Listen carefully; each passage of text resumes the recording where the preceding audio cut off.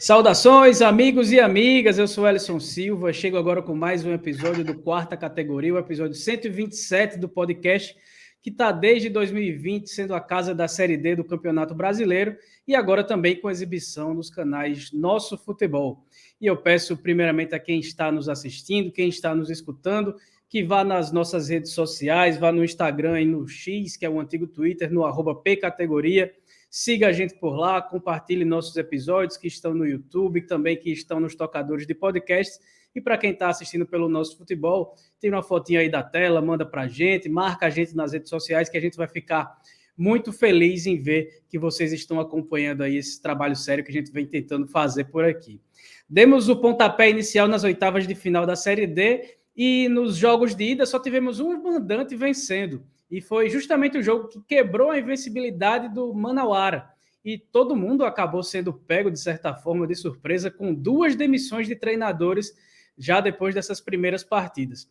Felipe Augusto está aqui comigo e vai trazer o destaque inicial dele sobre esses jogos de do mata-mata que antecede aquele famoso mata-mata do acesso. Seja bem-vindo, Felipe. Obrigado, Ellison. Muito bom estar aqui com você, com o Marcos novamente. Agradecer a quem nos assiste, nos escuta. E nessa primeira partida das oitavas, né, destaque para Maringá e Brasiliense, né? Duas equipes que foram visitantes, conseguiram fazer a vitória fora de casa e por placar de 2 gols ou mais, né? Isso é uma vantagem bem boa para garantirem, para confirmarem a vaga na próxima fase, que é a disputa do acesso já nas quartas de final. E Marcos Barcelos também está aqui com a gente. E eu queria saber, Marcos, o que foi que chamou mais a atenção de você nesse fim de semana? Além de, claro, dá para dar uma palhinha aí sobre essa maluquice, né? Que é demitir um treinador nesse momento da competição. Olá, Ellison, Felipe e olá você, torcedor que acompanha o Quarta Categoria. Então, meu destaque inicial acho que fica também para as demissões, né? Acho que dá para entender quando rola uma demissão assim durante a primeira fase, que é uma fase de pontos corridos. Agora é bem esquisito uma demissão faltando basicamente um jogo, né? Porque o campeonato pode seguir com uma possível classificação, mas no momento que você está vivendo jogo a jogo, pintar 2 demissões assim, mata-mata, eu não sei se é uma técnica muito boa para se prosseguir numa temporada, no final de temporada. Né? Mas enfim, eu destaco também nesse início que é a primeira vez que desde 2014 que a gente tem 4 visitantes vencendo suas partidas de ida nas oitavas de final. No novo formato da Série D, isso é um recorde, né? Porque tinha muito equilíbrio nas partidas de ida das oitavas, né? Com poucas vitórias de visitantes, e dessa vez tivemos 4 vencendo. Pois é, apostar demais num fato novo, essa questão das demissões, né? Você demitir entre o jogo das oitavas, entre os 2 jogos das oitavas de final, contar demais que um choque de gestão vai dar resultado. Vamos ver o que, é que vai acontecer nessas partidas de volta, mas antes de ver o que é que vai acontecer nesses jogos de volta, a gente vai para a nossa vinhetinha para falar sobre as partidas de ida das oitavas de final da Série D. O Quarta Categoria é um podcast sobre a Série D do Campeonato Brasileiro, que traz informações, curiosidades e conteúdo relevante sobre o futebol que fica longe da grande mídia. Com eles, Felipe Augusto, Marcos Barcelos e Ellison Silva. Começamos então mais uma edição do Quarta Categoria, falando dessas partidas de ida das oitavas de final da Série D do Campeonato Brasileiro. O famoso mata-mata antes do mata-mata do acesso, né? E a gente vai abrir logo essa edição do Quarta Categoria falando sobre um dos jogos que foi considerada dessa fase uma final antecipada. Se a gente teve uma final antecipada entre Retrô e América de Natal e o Retrô acabou vencendo nos pênaltis e classificando, ele foi enfrentar logo o então invicto, único invicto Manauara na competição e jogando na Arena de Pernambuco. O Retrô venceu por 2-0, abre uma excelente vantagem aí para esse jogo de volta que será realizado no Estádio da Colina no sábado às 4h30 da tarde. Venceu e poderia ter sido mais, né? Um jogo em que o Retrô conseguiu dominar as ações. O Manauara também teve chance, mas o Retrô foi melhor. Conseguiu fazer 2-0 com o Alencar e o Hasley. Hasley, que já foi bem ano passado, voltou para a equipe, continua bem agora. E o Retrô teve até a chance de fazer o gol de meio campo, né? Daqui a pouco a gente vai ver no vídeo. Mas o Retrô de fato dominou as ações. O Manauara teve uma chance no começo da partida, mas logo depois o Retrô conseguiu ter a posse, ter a bola. Agora o primeiro gol do Alencar, um golaço. Não sei se foi sem querer, mas foi um golaço. Não me parece que foi sem querer. E acabou que abriu vantagem para o Retrô. Destacar não é ironia, né?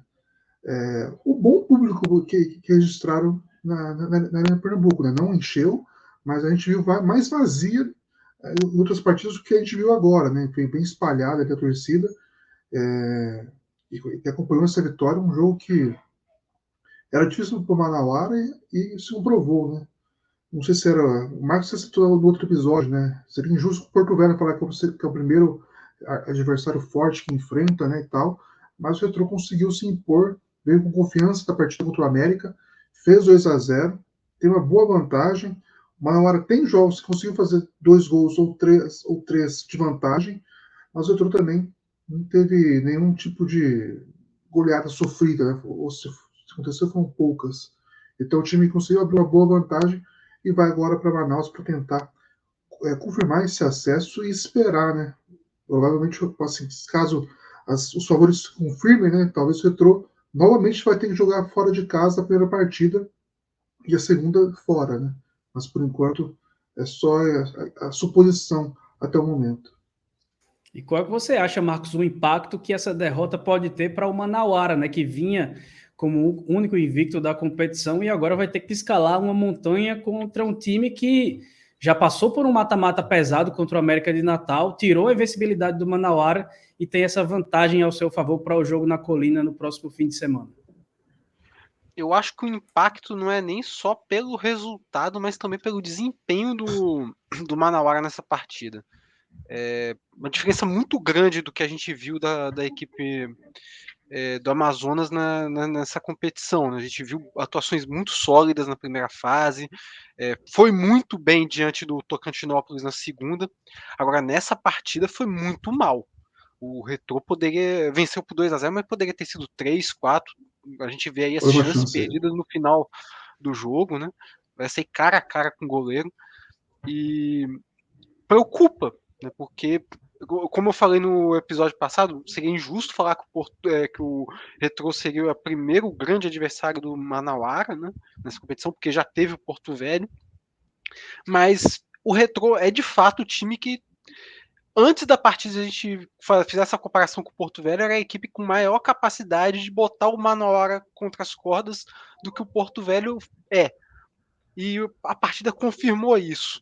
E confirmou com uma grande diferença de atuação, de desempenho. Né? Então, agora para a partida de volta, o Manauara vai ter que se reencontrar com um bom futebol, né? Esquecer essa má atuação lá na Arena Pernambuco, inclusive, né? Uma curiosidade, foi um final de semana marcado na Arena Pernambuco entre duelos entre pernambucanos e amazonenses. Né? No sábado tivemos Sport e Amazonas pela Série B, e domingo Retrô e Manauara, 2 vitórias pernambucanas na Arena Pernambuco.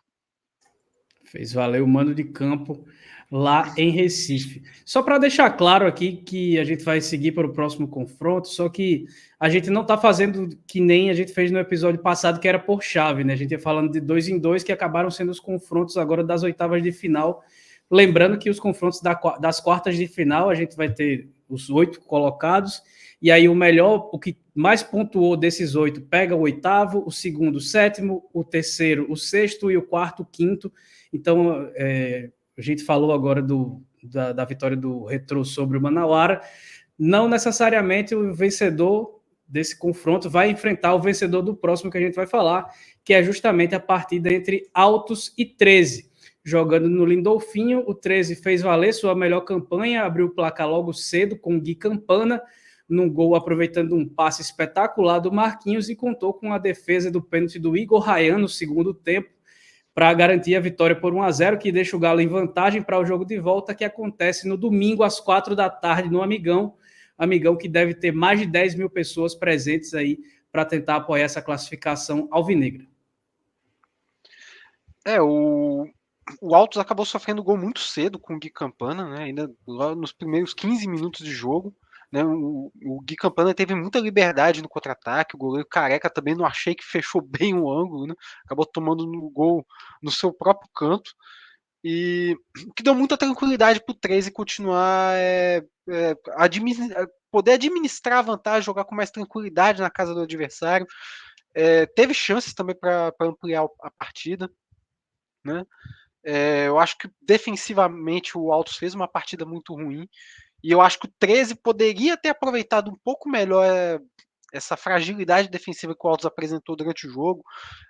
No segundo tempo, logo nos primeiros 15, 20 minutos do segundo tempo, teve uma bola na trave a favor do 13, e logo em seguida teve o pênalti a favor do Altos, que o Dos Santos parou em Igor Rayan, campeão com o Ferroviário, o goleiro, né? Tá aí na busca pelo bicampeonato, né? E pelo segundo acesso seguido, né? Na Série D.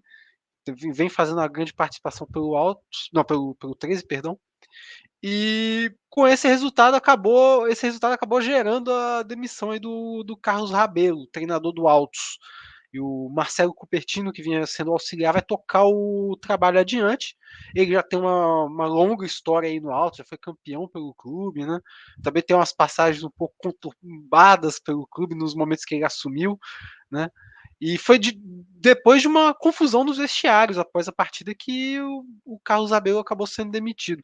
E o clima fica muito instável pelo lado da equipe piauiense. Agora, além daquilo que a gente estava falando, será que é uma boa estratégia demitir o treinador às vésperas de um confronto decisivo de mata-mata? Que pode ser o último duelo da temporada, né? Ainda, além da estratégia, né? Tem um clima pesado para se administrar. É uma desvantagem, um clima pesado. Situação muito difícil para o Altos tentar reverter esse resultado lá na Paraíba, né? Esses fatores complicam muito a vida da equipe piauiense aí pro jogo de volta. Ainda mais tem desfalque também, que é o zagueiro Leandro Amorim, foi expulso por agressão no final da partida. Então, muitos problemas para o Altos corrigir diante do 13 na partida de volta. Felipe, a gente está vendo aí a nota na tela, né? A Associação Atlética de Altos comunica a saída do treinador Carlos Rabelo em comum acordo. O Altos agradece os serviços prestados e deseja sucesso ao técnico nos futuros desafios. Marcelo Copertino, auxiliar técnico fixo do clube, assume a função de treinador para a sequência do campeonato. E aí já tem torcedor do Altos nos comentários na bronca aí com a demissão, falando que a culpa não é do treinador, mas o fato é que a situação se complica muito aí, né, para a equipe piauiense, pensando aí nessa sequência de Série D, na classificação difícil contra o 13, que é um time que ainda não perdeu em casa dentro da competição. É bizarro, né? Assim,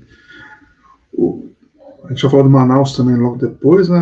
Pelo menos o Altos resolveu em casa, né? A situação, vai ter o auxiliar aí pro próximo jogo, não vai ter um gasto a mais, né? De contrato, de salário, vai resolver internamente a situação, tentar um fato novo, né? Ele auxiliar fixo, talvez conheça melhor os jogadores, né? Vem desde o início da temporada com eles, mas é uma aposta bem arriscada, né? Assim, que não dá para cravar que vai dar certo.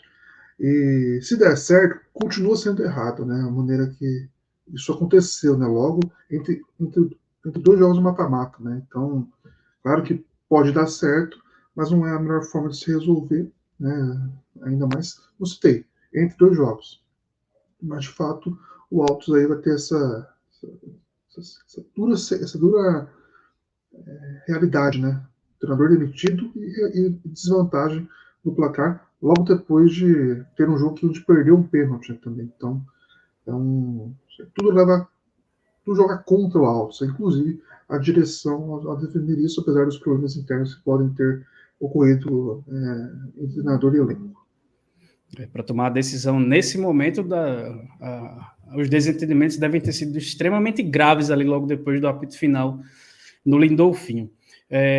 Sobre esse jogo da volta, né, que vai ser às 4 da tarde no domingo do Amigão, a gente já, em alguns episódios, já exaltou a torcida do 13, né, muito presente no jogo passado, no jogo de volta do mata-mata contra o Asa, que compareceu em bom número a Arapiraca também no mata-mata contra o Asa. E pensando em um público de mais de 15 mil pessoas no Amigão na volta, a diretoria do 13 solicitou a ampliação de público do estádio de Campina Grande, que até o momento é pouco mais de 10 mil pessoas, e entrou em contato com a direção do Altos para saber quantos torcedores do Altos iriam a Campina Grande para esse jogo. A direção do Altos respondeu que cerca de 40 torcedores. Ok, a gente sabe que o Altos é um clube pequeno, não tem tantas torcidas, não tem tanta torcida assim, só que o comandante da Polícia Militar de Campina Grande sugeriu que metade da arquibancada geral fosse destinada para separar as torcidas de 13 e de Altos. Você ia colocar 40 pessoas na metade de uma arquibancada e a outra metade com torcedores do 13. O 13 foi para as redes sociais, reclamou bastante, e o vice-governador da Paraíba, junto com o secretário de Segurança Pública do Estado, interviram e aí mudaram para o outro setor essa divisória das torcidas, e aí cerca de 20% da arquibancada menor, que é a arquibancada sombra, vai ser destinada aí a esse pessoal que vem do Altos. Eu, sinceramente, separaria ali 100 lugares nas cadeiras numeradas, deixaria ali até mais fácil para a segurança da Polícia Militar e tudo mais, mas ainda assim houve um mínimo de bom senso das autoridades que realmente tomam as decisões, né? Porque a gente sabe da má vontade da Polícia Militar em todos os estádios para fazer segurança de partidas de futebol no Brasil. Agora a gente vai seguir para mais um confronto que teve demissão de treinador. O Manaus abriu 2-0 no Iguatu, jogando na Arena da Amazônia, com Gabriel Recife e Joel, mas na reta final da partida, Fernando Ceará e Wesley acabaram empatando para o Iguatu, e aí qual foi o resultado? Além do 2-2, a gente teve outra demissão de treinador, que foi a do Renatinho Potiguar. O Manaus Futebol Clube comunica o encerramento da passagem do treinador Renatinho Potiguar à frente do nosso time. Em sua trajetória pelo clube, Renatinho Potiguar esteve à frente em 28 jogos, alcançando 15 vitórias, 8 empates e apenas 5 derrotas. Desempenho espetacular para um treinador que dirige um clube como o Manaus. Sob seu comando, o Manaus conquistou o título amazonense em 2024, um marco que ficará na história do nosso clube e de nossos torcedores. Desejamos sucesso em sua carreira e que ele continue trilhando um caminho vitorioso no futebol. Manaus, 11 de agosto de 2024, Manaus Futebol Clube. A gente chegou a comentar em diversos momentos da primeira fase ainda da Série D que era até surpreendente que o Manaus não demitisse o Renatinho Potiguar, e ele acabou caindo justamente na partida aí, entre as oitavas de final, uma situação curiosa, esdrúxula, e para completar aí da situação mais peculiar, comandado possivelmente para um jogo, caso não consiga a classificação, Christian de Souza foi anunciado pelo Gavião do Norte. O Christian de Souza, que só nessa temporada já passou por Botafogo da Paraíba, pelo CSA, estava no Tubarão e agora vai para o Manaus, lá no Amazonas. Ele já dirigiu recentemente o Manauara. Isso é mais bizarro ainda, né? O time empatou, claro que tomou, né? Abriu 2-0, tomou depois do empate, mas contratou um treinador para um jogo, né? Então, se porventura daqui, caso ele firme contrato até o Amazonense também e tal, mas mesmo assim, né? Pode ser que daqui a um mês ele receba outra proposta, caso o time seja eliminado, né? E saia novamente, né? E o time vai ter que arcar com as multas, né? Caso não tenha acordo, mas é de fato uma. Essa é mais bizarra do que a do Altos, né? Por essa questão do empate, por contratar alguém de fora para chegar na equipe. Sobre o jogo, o Manaus poderia ter feito mais gols, né? Poderia ter ampliado os 2-0, conseguiu abrir com o Gabriel Recife e o Joel. Gols ali bem perto de 11 minutos, de 15 minutos, foi bem no início da partida que saíram os gols do Manaus. No segundo tempo, o Iguatu melhorou bastante, conseguiu dominar as ações, mas só no final, né? A gente teve 2 gols aos 15 minutos do primeiro tempo, né? A gente teve 2 gols dos 15 minutos finais daí, né? Com o Fernando Ceará e o Wesley. Boa partida do Luiz Soares, né? Que só explica com Floresta, profundo conhecedor do futebol cearense, mas no geral o Iguatu conseguiu aí, no final, no último lance, fazer esse 2-2 e garantir uma vontade. Esse lance, por exemplo, poderia ser o 3-0, mas não saiu. Mas o Iguatu conseguiu se recuperar, vai com mais confiança, né, para essa partida de volta. É o time mais diferente, digamos, dessas oitavas, mesmo com um histórico bom que tem no Cearense, mas faltava uma campanha nacional boa também, ele vem fazendo, já é uma campanha boa, claro que o acesso pode ser melhor ainda. Esse lançamento foi bem bizarro também, de não arriscar o chute direto ao gol, mas o Iguatu sai mais confiante, mais pronto para conseguir essa classificação para a próxima fase, já que tudo se mantém igual, né? O treinador continua, ele é o rei do acesso, o time vem de uma recuperação, um jogo que poderia ser definitivo para a eliminação da equipe, mas agora está tudo aberto, mas me parece um pouco mais aberto para o Iguatu, que vai igual, digamos, para a próxima partida. Ô Marcos, a gente até falava no episódio anterior, né, da semana passada do quarta categoria, sobre um confronto, né, do experiente e reconhecido rei do acesso, Flávio Araújo, treinador do Iguatu, contra o Renatinho Potiguar, né, que estava no Manaus e que havia batido na trave no acesso do ano passado. Você acha que essa derrota que acabou escapando no fim para o Manaus, junto com a troca de treinador, não acaba tirando ainda mais a confiança do elenco, que já estava acostumado com os métodos do treinador, e agora vai chegar o Christian de Souza, que se o time precisa ganhar fora de casa, fazer gols não é o forte dele, não apresentou ser o forte do Christian de Souza, pelo menos nos trabalhos que ele fez nessa temporada. Você não acha que piora a situação aí da equipe amazonense? Eu não sei se dá para dizer uma perda da confiança para o jogo de volta, né? Pela troca de treinador em si, mas sim pelo resultado. Eu acho que a troca de treinador, no mínimo, vai deixar uma pulga atrás da orelha, né? Do próprio elenco, né? De como é que as coisas vão funcionar a partir de agora, né? Trouxeram para. A gente fala assim muito no futebol de empréstimo com opção de compra, né? Quando vai negociar um jogador. Nesse caso, eu vejo um freela com opção de CLT, né? Que é o que representa essa contratação. Um freela, basicamente. E como é que vai ser o dia a dia a partir de agora, né? Isso deve gerar uma pulga atrás da orelha. E o resultado dentro de campo é aquilo, né? Fala-se muito também do 2-0 ser um placar perigoso, né? Mas é perigoso porque quando você vence por 2-0, você vence uma partida de 2-0, uma partida eliminatória. Em casa você tem duas opções. Ou você administra ou você amplia. O Manaus não fez nenhum nem outro. Né? Então 2-0 se torna realmente perigoso nessas condições. O time me pareceu ter deixado o Iguatu jogar mais no segundo tempo. Né? Até porque seria natural o Iguatu buscar mais o jogo, mas me pareceu que na primeira etapa o Iguatu teve poucas oportunidades de ameaçar a vantagem do Manaus, coisa que se inverteu no segundo tempo. O Iguatu ameaçou muito a vantagem do Manaus, tanto que conseguiu um empate, e a equipe da casa pouco agrediu na segunda etapa.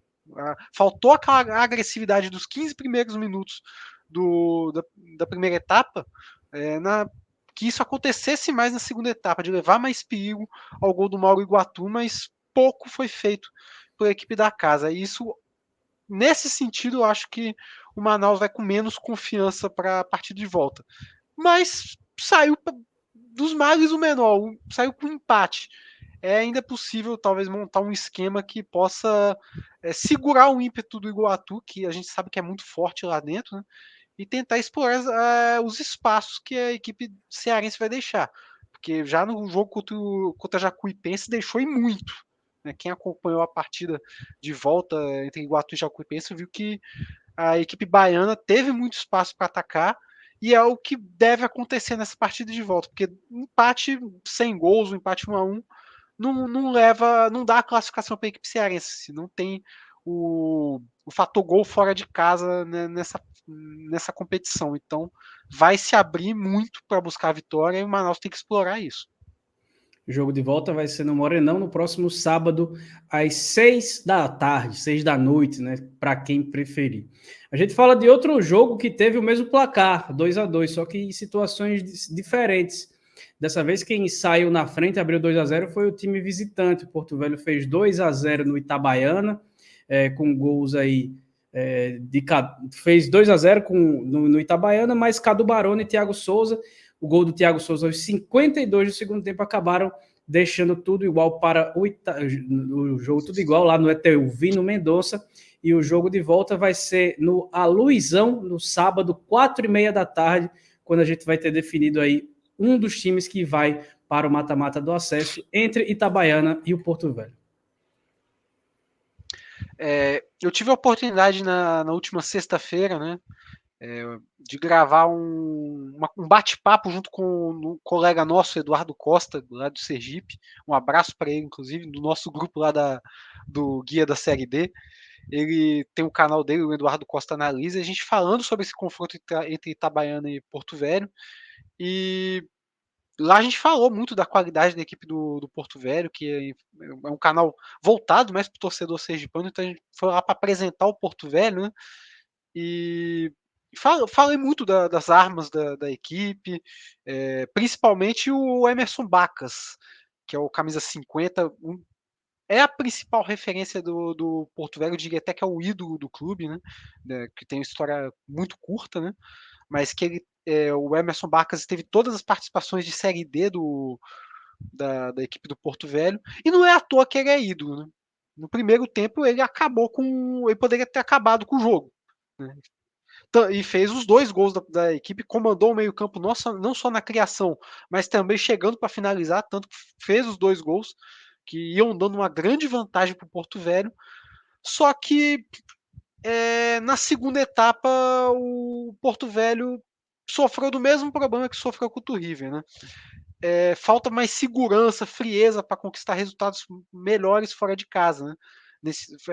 Foram 3 empates nesse mata-mata, 2 fora de casa por 2-2, e nos 2 o Porto Velho tinha vantagem no placar, tinha condição de sair com a vitória fora de casa, o que daria muita tranquilidade para decidir em Porto Velho. Mas faltou atenção no final da partida. Tinha sofrido o primeiro gol que deu uma pressão enorme para o Porto Velho segurar a vantagem de 2-1 no seu campo de defesa. O Porto Velho da segunda etapa não foi o mesmo da primeira etapa, aquele Porto Velho que ameaçava bastante a meta do Itabaiana. E nesses momentos a gente vê que o Porto Velho ainda tem aquela insegurança de um marinheiro de primeira viagem, né? Que está conhecendo o mata-mata da competição, né? Está aprendendo a jogar a Série D, né?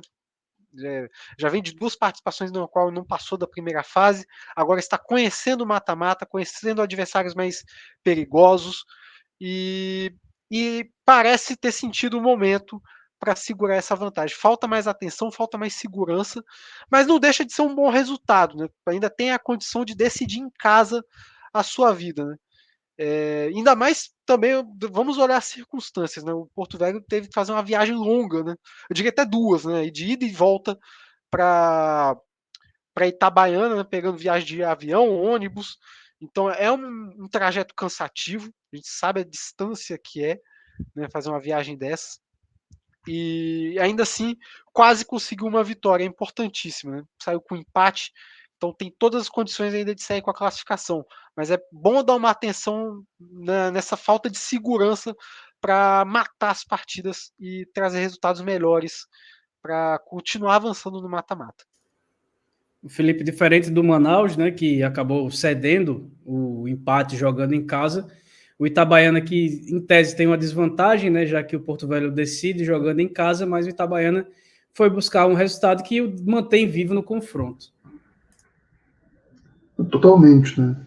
A gente teve uns lances, né? A gente teve 3 lances nos acréscimos, né? Então, o Itabaiana conseguiu ter produção ofensiva no final da partida, né? Acabou sendo o gol no pênalti, né? No pênalti, uma falta do goleiro, mas de fato deu sobrevida, né, para o Itabaiana, né? A gente acompanhava o resultado da partida e era aquele, a gente via, né, os outros partidos também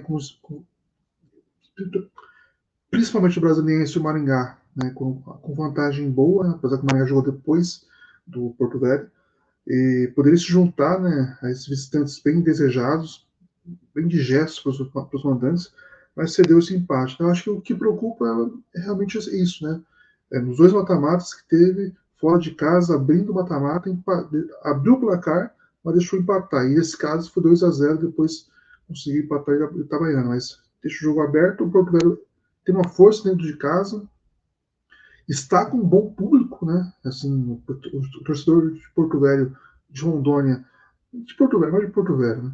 Abraçou a equipe, lota o estádio geralmente e vai contar muito com esse apoio para a nossa fase. Né? A gente citou, né, que Porto Velho é um time diferente, um time que não tem histórico em matemática de CT, mas é um time com um investimento muito forte, né? De uma rede de imóveis colchões. Então, vai aí para cima para conseguir essa vaga nas quartas que representaria muito já para a equipe que luta, que entrou pensando em acesso, pensando em Série C e está perto disso. Mas o Sabiano também tem a sua parte copeira em Série D e tenta manter isso também nessa edição. Pois é. Então a gente passou agora por 4 confrontos aí das oitavas de final, metade deles. Inclusive já falamos do único time que venceu jogando em casa, que foi o Retrô, que tirou a invencibilidade do Manauara jogando na Arena de Pernambuco. E daqui a pouco a gente volta para falar de 3 vitórias dos visitantes, inclusive com uma delas sendo por goleada. Mas antes a gente vai para o nosso intervalo e já a gente volta. Série D tem aqui Brasileiro Feminino Série A2 também. Terceirona Paranaense? Adivinha?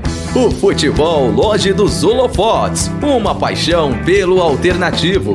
Revista Série Z, a revista do futebol alternativo. Desde 2011, o site vozdatorcida.com traz o melhor conteúdo independente sobre o futebol paraibano, com credibilidade e sem compromisso de agradar ninguém. Para ficar por dentro de tudo que acontece no futebol da Paraíba, acesse vozdatorcida.com e siga em todas as redes sociais, @vozdatorcida. E a gente volta agora para a segunda parte do quarta categoria. Esse episódio aí entre os jogos, o primeiro e o segundo jogo das oitavas de final. Passamos os jogos de ida. Primeiros mandantes aí já conseguiram saber seus resultados, mas antes da gente falar sobre mais 4 partidas dessa fase, eu peço mais uma vez para que você que nos assiste, para você que nos escuta, que nos acompanha, que siga o @pcategoria no Instagram e também no X, que é o antigo Twitter. Segue a gente lá, confira nosso conteúdo, compartilhe nossos episódios, nossas edições de podcast que estão nos tocadores de podcast também no YouTube. E para você que está acompanhando pelo nosso futebol, fala para o pessoal, né? Toda quarta-feira, 3 da tarde, acompanha o quarta categoria, que vai falar sobre os times que vão chegar na Série C do ano que vem, que vão ser atração na telinha do nosso futebol na próxima temporada. Então, é importante para a gente que nosso trabalho seja divulgado. A gente está desde 2020 trazendo aí conteúdo de qualidade, conteúdo sério sobre a série D do Campeonato Brasileiro, que não vive só de meme, não só de curiosidade. Tem muita gente que trabalha, muita gente boa envolvida, e a gente tenta dar voz a esse pessoal. Passando agora para mais um confronto aí dessas oitavas de final e uma vitória fora de casa e por goleada do Brasiliense, que acabou fazendo 4-1 no Brasil de Pelotas, no Bento Freitas. Léo Santos marcou o gol do time da casa, mas Joãozinho, Gui Mendes, o mascarado Tobinha e Gabriel Pedra fizeram os gols e colocaram o Jacaré. E aí não dá nem para dizer que está com um pé na vaga no mata-mata do acesso, né? Está com 2 pés, 4 dedos ali, e mais da metade da unha do dedo que falta, garantido nas quartas de final para esse jogo da volta, que será às 3h30 da tarde do domingo que vem, na Boca do Jacaré. Pela primeira vez a gente vê o investimento do Brasiliense dando resultado, né? A gente está há anos falando aqui das campanhas abaixo do esperado que o Brasiliense faz na Série D, e é impressionante como uma vitória dessa vem no momento em que o Brasiliense precisa assumir essa responsabilidade de fato, porque não só talvez por ter talvez um leve favoritismo no confronto, né? Mas também porque é uma temporada decisiva para o Brasiliense. Se não conquistar o acesso, não vai ter calendário para 2025, então seria um fator que poderia pesar contra o Brasiliense em momentos decisivos como esse. E quase que pesa contra o Real Noroeste, né? Teve um momento de desatenção ali nos 15 primeiros minutos contra a equipe capixaba na fase anterior, Mas diante do Brasil de Pelotas, que é um adversário mais qualificado, um adversário mais tradicional, tem todo o histórico, né, do confronto, que o Brasil de Pelotas já eliminou o Brasiliense em um mata-mata, e o Brasiliense não sentiu, simplesmente construiu uma vantagem enorme, abriu 3-0 diante do Brasil de Pelotas, a equipe gaúcha teve que correr atrás de uma reação, diminuiu, só que o Brasiliense consolidou a sua goleada, o seu placar, e vai muito seguro para a partida de volta. É muito difícil que a situação que aconteceu na partida de volta contra o Real Noroeste, aqueles minutos iniciais que abalaram um pouco o Brasiliense no início da partida contra a equipe capixaba, aconteça de novo, né? E mesmo assim, mesmo que tenha um momento de desatenção, o Brasil de Pelotas vai ter que jogar muita bola. E tá vendo uma bola que ainda não jogou nessa Série D, embora tenha feito uma reação muito boa na reta final da fase de grupos, arrancando até a vice-liderança do Avenida. Vai precisar mais do que isso para conseguir tentar levar a decisão para os pênaltis, porque classificação no tempo normal diria que é quase impossível, pelo que o Brasil de Pelotas tem apresentado na competição e também pela segurança que o brasiliense vai passando até então. Felipe, o Brasil de Pelotas até a gente imaginava que pudesse seguir um caminho diferente do Grêmio, do Inter e do Juventude na Série A, do que o São José e Caxias na Série C, mas parece que em algum momento, né, não sei se diretamente ou indiretamente, a situação dos alagamentos de maio, né, no Rio Grande do Sul, parece que cobram uma conta e o time não conseguiu fazer frente ao Brasiliense nesse jogo de ida. Foi um jogo bem atípico, né? O futebol gaúcho, no geral, é bem conhecido pelo sistema defensivo, né? E os dois primeiros gols brasileiros foram assim, um desastre da defesa do time gaúcho, né? 2 gols bem facilitados pelo sistema defensivo e o quarto gol com falha do goleiro, né? Acaba que o Brasil de Pelotas, assim, muito mérito do brasiliense, né? Que conseguiu fazer a jogada, conseguiu manter-se com a bola, principalmente no segundo gol, e conseguiu fazer aí 4-1, uma vantagem muito acima do esperado para umas oitavas de final, mas que demonstra, né, que o time vai no bom caminho. E foi, assim, claro que tem que confirmar ainda na próxima partida, mas foi meio que uma revanche, né? Assim, foi uma revanche, e está sendo uma revanche, porque em 2014, a única vez que o brasileiro conseguiu chegar nas quartas de final, perdeu acesso para o Brasil de Pelotas, né? Então são 10 anos aí que o brasiliense luta para voltar para as quartas de final, o time com grande investimento, que o time nunca chegou perto desde então para disputar esse acesso. E agora está bem perto de confirmar essa vaga no mata-mata que define quem sobe para a Série C. E agora a gente parte para mais um confronto, né, no estádio da Ilha do Governador, né, no Luso Brasileiro. Os paranaenses abriram 3-0 no primeiro tempo com Negueba, Júlio Rodrigues e Maranhão, e Vitor Feitosa descontou para a Portuguesa, que acabou sendo derrotada por 3-1 para o Maringá. O jogo de volta vai ser no próximo domingo, 6h30 da noite, no Willie Davis. Uma vantagem e tanto para o Maringá, que assumiu a melhor campanha geral da Série D, Felipe. Pois é, o Maringá vem acumulando bons jogos, né? Não só a primeira fase, mas na segunda fase também, né? No mata-mata também. Foi assim com o Novo Hamburgo, fez 4-2 e agora novamente faz uma vitória com 2 gols de diferença, né? De vantagem. E os 3 gols saíram logo depois dos 5 minutos do primeiro tempo. O início da partida foi bem abaixo, assim, os times não conseguiram produzir muita coisa. E de repente o Maringá foi muito eficiente, foi muito eficaz.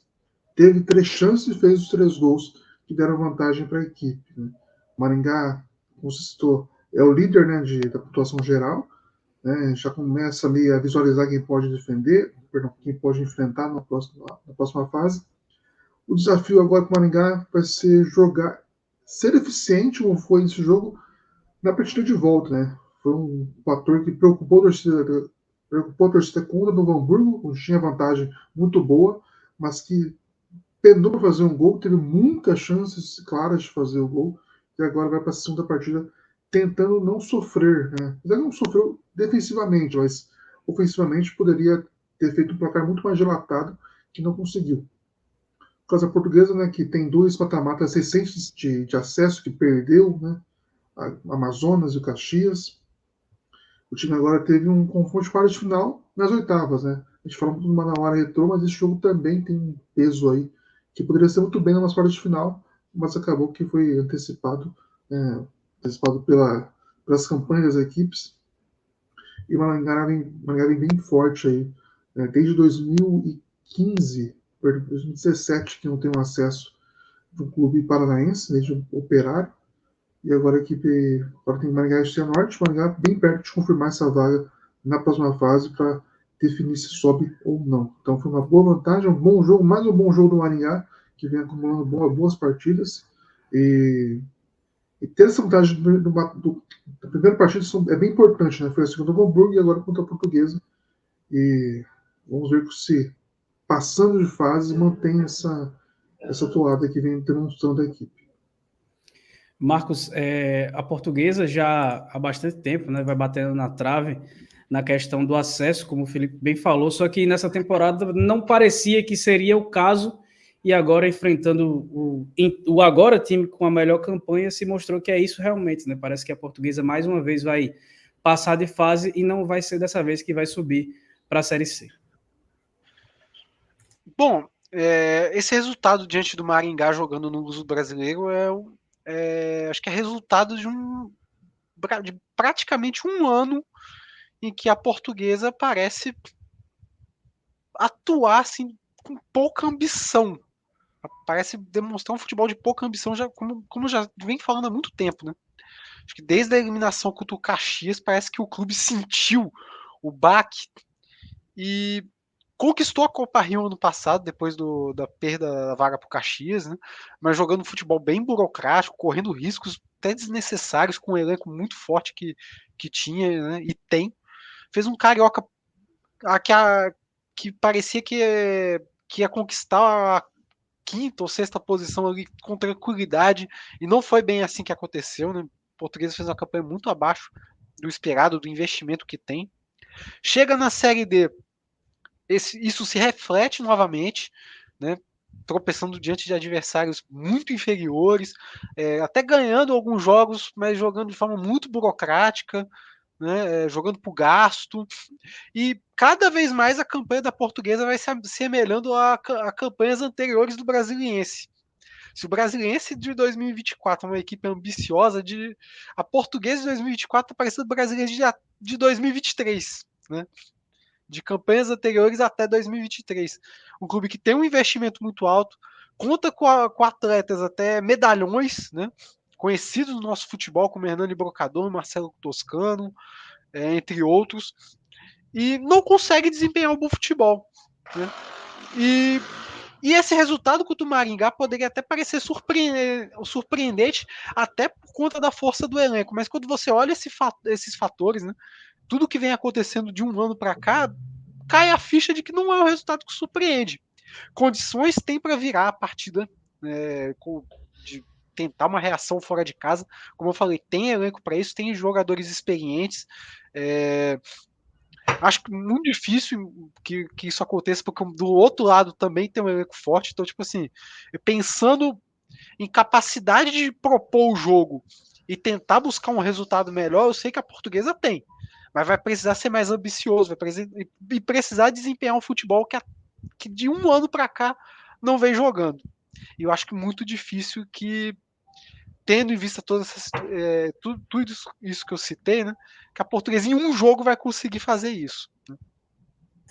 Exatamente. E é um time que temporada vai, temporada vem, acaba apostando em alguns nomes que são iguais, né? E aí, como o Marcos falou, isso acaba semelhando muito com outras equipes que tentam e não conseguem, né? Vai repetindo as práticas, tentando ter resultados diferentes aí. Dificilmente acaba dando resultado numa Série D do Campeonato Brasileiro. E o Retrô, que agora está numa fase mais aguda, né? Vem bem, mas está aí também que não deixa a gente mentir, né? Algumas temporadas o Retrô vem com essa mesma base de jogadores, com a mesma forma de montar elencos e não vem dando resultado. Talvez se torne uma dessas exceções, né? De tentar manter o mesmo modo de trabalhar durante muito tempo, depois de muito insucesso, acabar dando resultado. Mas no caso da Portuguesa nem parece ser por convicção, parece ser mais por um tipo de acomodação mesmo, de fazer sempre a mesma coisa para não sair do mesmo lugar, não buscar novas alternativas. E a gente teve um 0-0 também nessa rodada, só que esse 0-0 acabou sendo mais movimentado do que muitos jogos que tivemos muitos gols, porque o empate entre Inter de Limeira e Nova Iguaçu teve gol anulado pelo VAR, teve expulsão, teve gol impedimento que acabou sendo no fim do jogo, que acabou sendo mantida a decisão de campo também.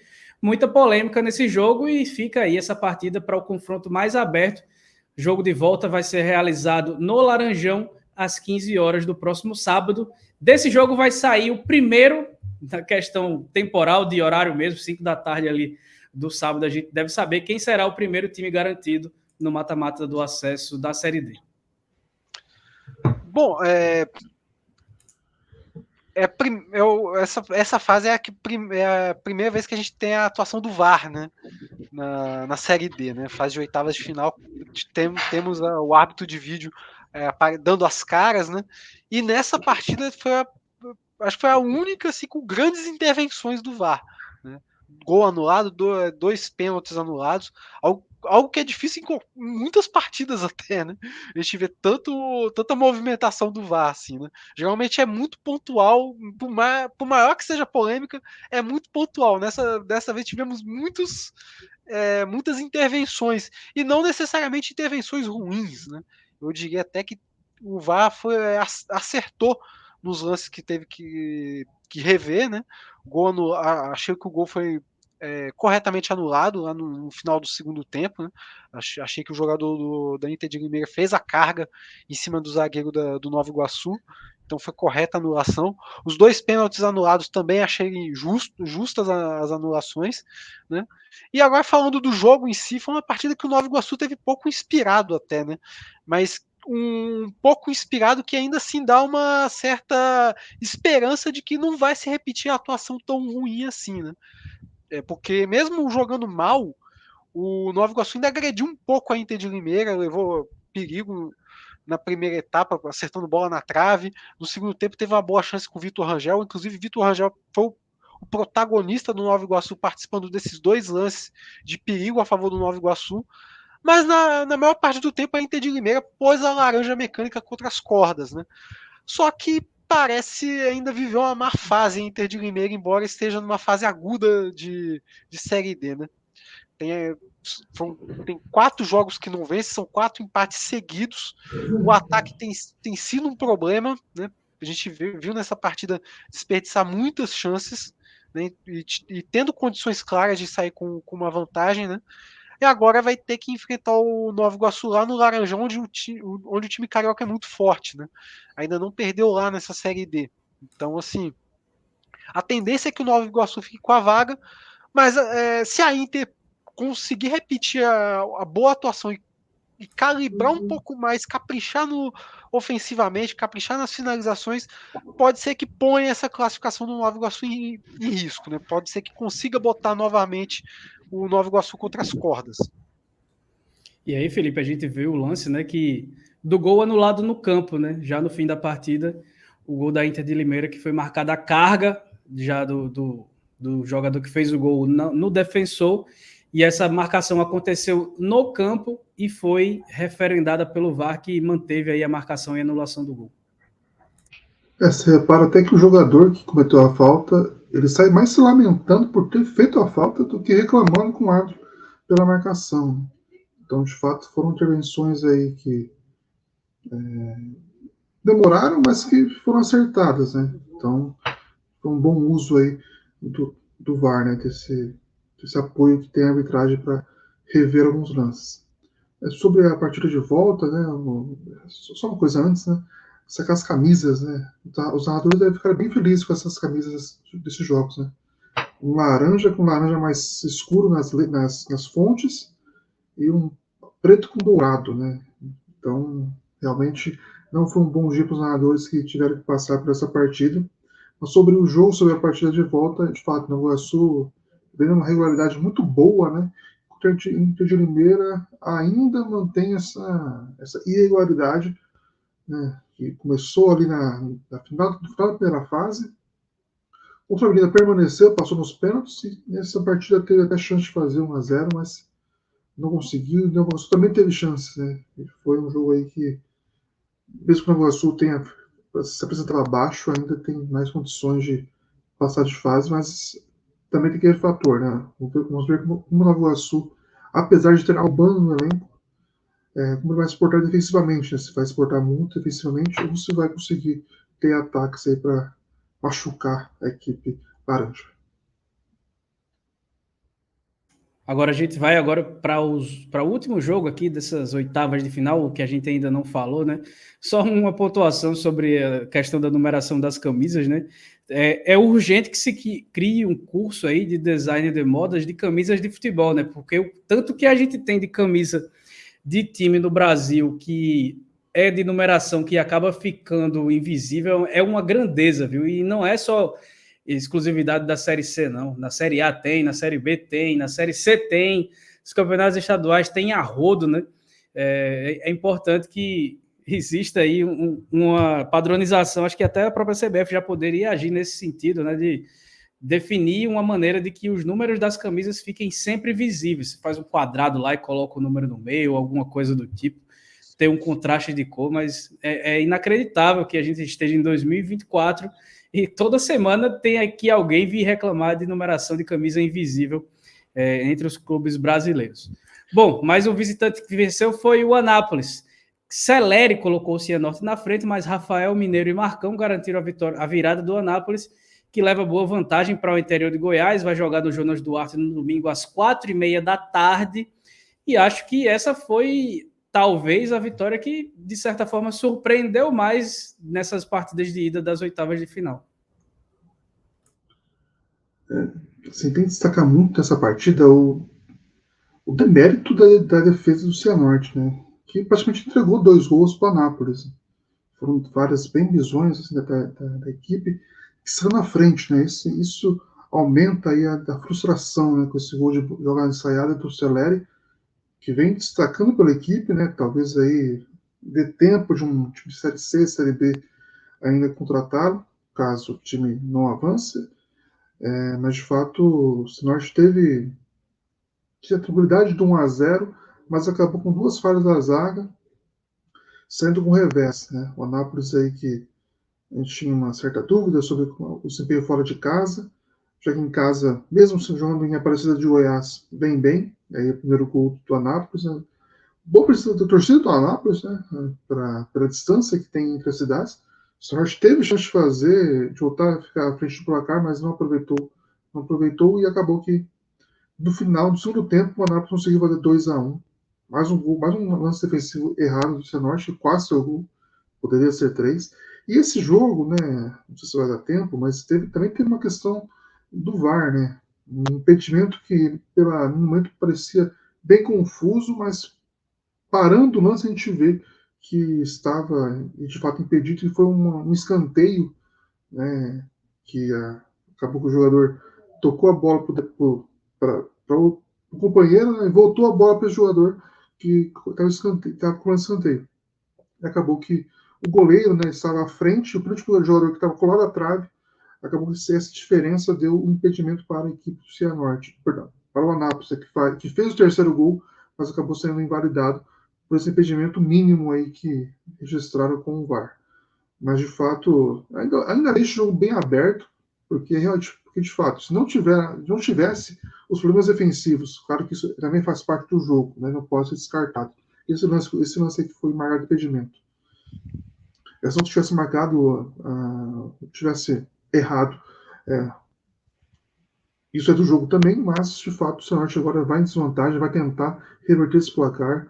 1-0 não é nada impossível, mas o Nápoles vem mostrando uma boa força como mandante. Né? Vamos ver se vai se manter assim no jogo de volta, porque contou com 2 falhas bem bizarras da defesa do Cianorte. E aí esse tipo de desatenção, Marcos, você acha que também era por imaginar que seria um confronto que jogando em casa o Cianorte conseguiria já praticamente definir e só cumprir tabela fora para ficar com a classificação? Engraçado que a derrota do Cianorte é surpreendente, mas no final das contas era um dos confrontos mais equilibrados aí dessa fase de oitavas de final, né? São 2 equipes que se equivalem bastante, eu diria, né? E engraçado, e outro fator até, assim, tragicômico, né? Porque essa derrota talvez tenha sido ofuscada pela goleada que o Brasil de Pelotas sofreu, né? Pela derrota da Portuguesa, que foi bastante expressiva, né? Porque essa derrota foi bastante dolorida, você com uma vantagem em casa, né? O time não fez uma atuação ruim, assim, ofensivamente, pelo menos. Teve chance de buscar um empate, talvez sair com uma vitória, né? Tinha condições de sair com um resultado melhor, mas duas falhas defensivas acaba que diminui um pouco a moral da equipe do Cianorte, né? Vai ter, para sorte da equipe paranaense, não vai ter uma missão tão dura para essa partida de volta, né? Tem condições de buscar o resultado fora de casa.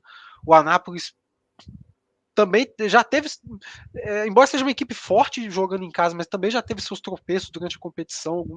Então, assim, dá uma leve esperança de que o Cianorte possa buscar um resultado fora de casa, levar para os pênaltis, até mesmo no tempo normal, né?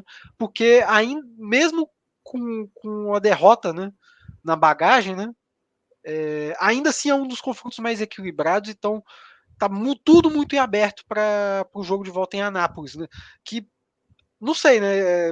A partida do Anápolis contra o Itabuna acabou sendo no estádio da Aparecidense. Não sei se ainda se saiu alguma nota, se vai ser lá na casa do Anápolis, vai ser na casa da Aparecidense.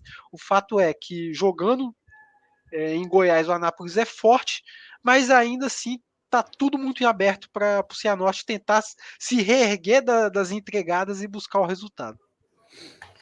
Fechados aí, a gente passou, né, fez o giro por todas as 8 partidas dessas oitavas de final, e aí lembrando que a gente disse lá no começo, né, os confrontos das quartas de final serão definidos de acordo com a campanha dos 8 times classificados, o melhor contra o pior e assim sucessivamente.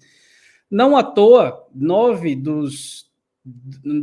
das 16 melhores campanhas, ou na verdade, das 9 melhores campanhas, só o Manauara não tem alguma vantagem nesse jogo de volta, seja decidir em casa ou seja uma vantagem no placar do primeiro jogo. A gente teria nesse momento aí o Maringá com 41 pontos, o Brasiliense com 39, o Manauara com 38, 13 com 38, Nova Iguaçu com 36, Iguatu com 32, Porto Velho com 31, Retrô com 31, Anápolis com 31, Itabaiana com 30, Portuguesa com 29, Cianorte com 28, 27, Brasil de Pelotas, Inter de Limeira e Manaus, e o Altos, a pior campanha, com 26 pontos. Então, a gente teria, por exemplo, nesse momento, um Maringá contra o Anápolis, por exemplo, Brasiliense e Retrô, 13 e Porto Velho, Nova Iguaçu e Iguatu seriam, nesse momento, os confrontos aí por questão de pontos somados até o momento nessa Série C do Campeonato Brasileiro, seriam esses os mata-matas do acesso.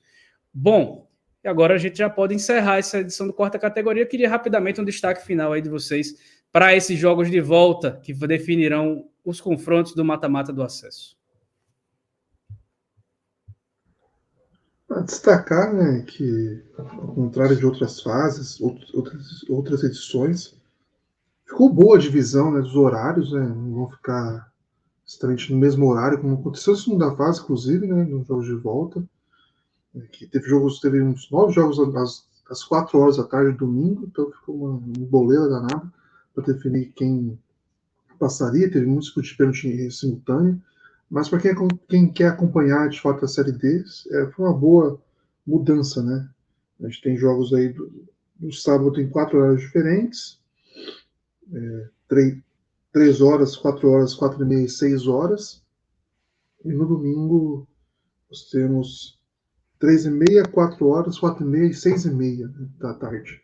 Então, vai dar para acompanhar bem, vai dar para fazer as contas de maneira tranquila, para vermos quais serão os confrontos das quartas de final, né, que é o mais relevante para agora, né.